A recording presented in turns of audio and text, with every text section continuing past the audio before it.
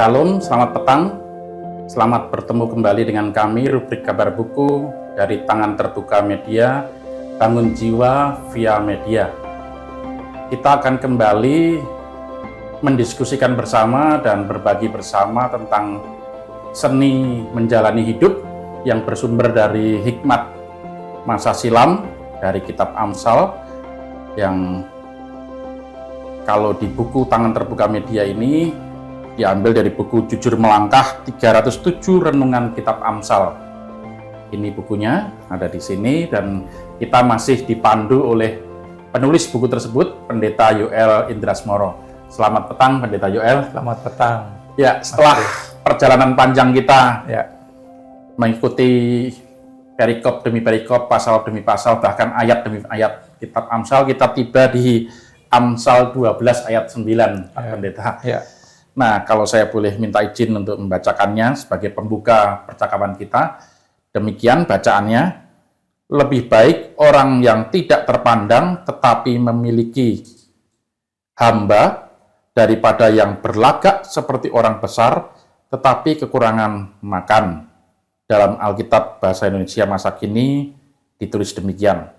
Lebih baik menjadi rakyat kecil yang mempunyai pekerjaan daripada berlagak orang besar padahal kekurangan makanan. Hal berlagak ini, hal ingin menonjolkan diri tapi sebenarnya pondasinya tidak kokoh atau rapuh.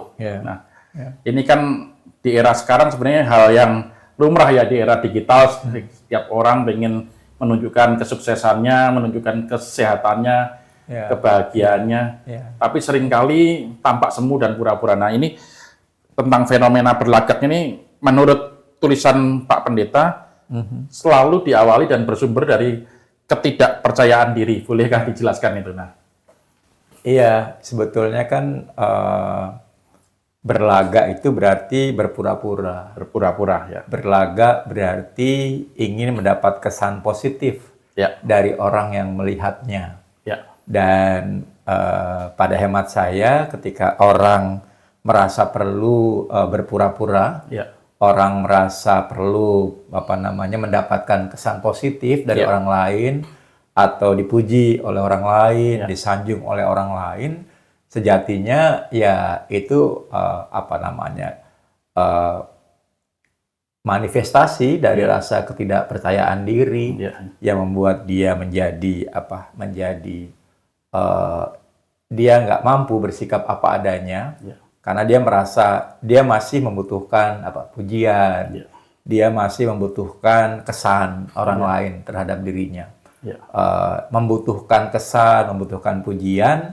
Ya sebetulnya kan dia kurang pujian, dan ketika dia kurang pujian, maka ya kemungkinan besar dia tidak terlalu percaya diri, sehingga dia merasa perlu orang memujinya. Gitu. Nilai dirinya tergantung pada pandangan orang. Nilai dirinya tergantung pada pandangan orang. Padahal nilai diri itu sejatinya hanya dua yang bisa kita pegang adalah pertama bagaimana komentar Allah tentang diri kita. Lalu yang kedua adalah komentar kita tentang diri kita sendiri. Dan sehingga berlagak, berpura-pura, ini kan berpura-pura kaya, berpura-pura sehat, berpura-pura yang paling yang paling penting begitu ya, dan ini menjadi persoalan kenapa harus berpura-pura gitu ya. Itu. Nah, seringkali yang tadi ya Mas Yoel, akibat dari ketidakjujuran, akibat dari kepura-puraan tadi kan orang sehingga harus berjuang untuk menampakkan citra dirinya yang tampak baik di mata orang itu ya. Misalnya tangganya punya mobil, dia terdorong harus punya mobil juga. Padahal keuangannya tidak sekokoh tetangganya. Keluarga tetangganya, anaknya sekolah di sekolah yang mahal, dia mendorong anaknya juga harus sekolah di sekolah yang mahal. Dan akibatnya banyak keluarga yang justru mengalami problem yang lain seperti keuangan, pinjol, terjebak pinjol dan sebagainya karena hal yang awalnya hanya cuma karena masalah citra diri atau berlagak ini ya. Dan ini menjadi persoalan besar ya, karena harga dirinya tergantung dari apa kata orang. Dan ketika harga dirinya bergantung daripada kata orang, maka dia berupaya untuk memperlihatkan yang positif, yang hebat, prestasi. Padahal itu pun mungkin orang lain tidak melihatnya, gitu ya. Atau mungkin orang lain tidak memujinya. Atau memujinya tapi tidak tulus. Bisa memujinya tapi tidak tulus, tapi yang repot adalah ketika dia mencoba memperlihatkan itu, ternyata tidak ada komentar positif dari orang lain, dia akan semakin terbenam. Stres sendiri ya istilahnya. Stres sendiri gitu ya. Sehingga menjadi penting sih menjadi diri sendiri tetap lebih aman ya, dan tetap lebih nyaman, sehingga dalam bahasa Indonesia masa kini sederhana sekali, lebih baik menjadi rakyat kecil yang punya pekerjaan daripada berlagak orang besar padahal kekurangan makanan. Jadi mereka ada bicara soal kerja nih. Lebih baik menjadi orang kecil tapi punya pekerjaan daripada berlagak besar tapi ternyata tanpa kerja. Tanpa kerja berarti kan tanpa dana. Tong kosong nyaring bunyinya. Tong kosong nyaring bunyinya. Jadi ini dan ya Amsal peribahasa ini sudah lama ada, tapi toh sampai hari ini masih relevan ya. Masih relevan. Sehingga dulu ada disertasi yang perlihatkan bahwa busana itu jadi orang memperlihatkan busana, mengenakan busana karena memandang bahwa orang lain akan melihat dia dari busana yang dia pakai gitu kan. Dan ya ternyata ya memang nggak ada yang baru di bawah matahari. Jadi masih banyak orang yang berpura-pura ya. Tapi kan memang pandangan dunia sendiri juga seringkali membuat orang menonjolkan casingnya itu daripada isinya ya. Karena orang lain seringkali melihat datang ke pertemuan menggunakan naik apa nih, terus menggunakan kemeja seperti apa nih, gelarnya yang berderet. Betul. Dan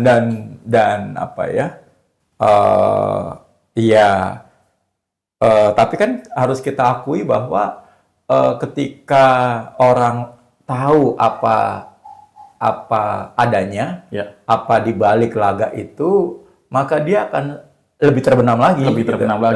Orang semakin tidak percaya. Dia semakin terbenam.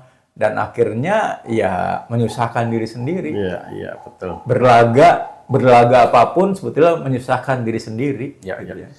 Nah, ini yang menarik dari tulisan Pendeta Yoel di buku ini adalah terkait masalah penghasilan.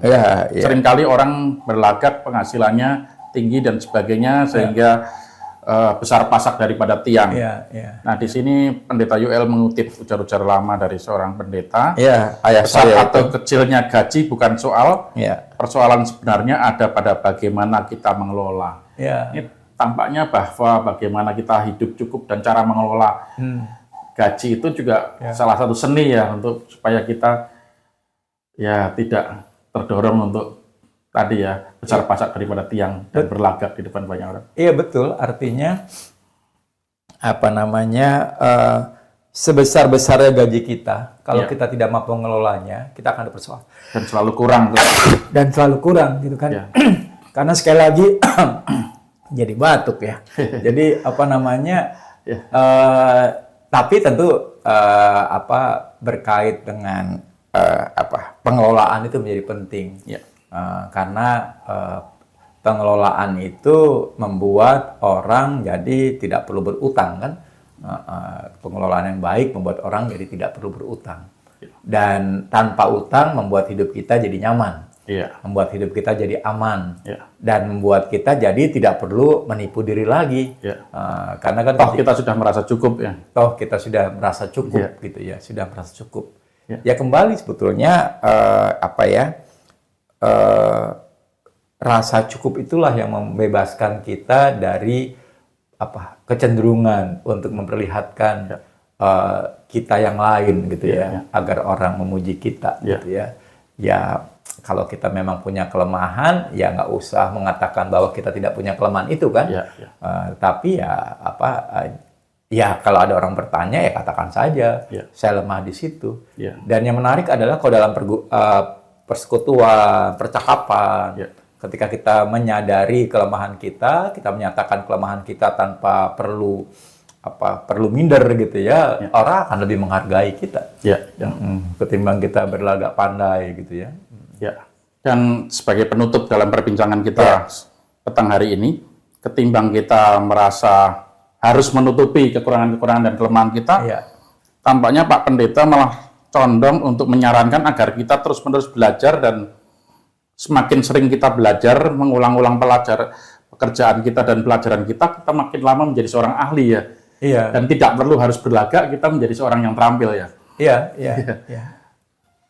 Apapun pekerjaan, ketika seseorang mencoba untuk menekuninya, gitu. Saya ada seorang kawan ya, Bu Endang Hoyranda gitu ya. Dia katakan kalau kita mau ahli ya sudah baca saja 20 buku terbaik tentang ekonomi gitu ya. Tekuni itu, maka kita bisa jadi ahli bener gitu kan.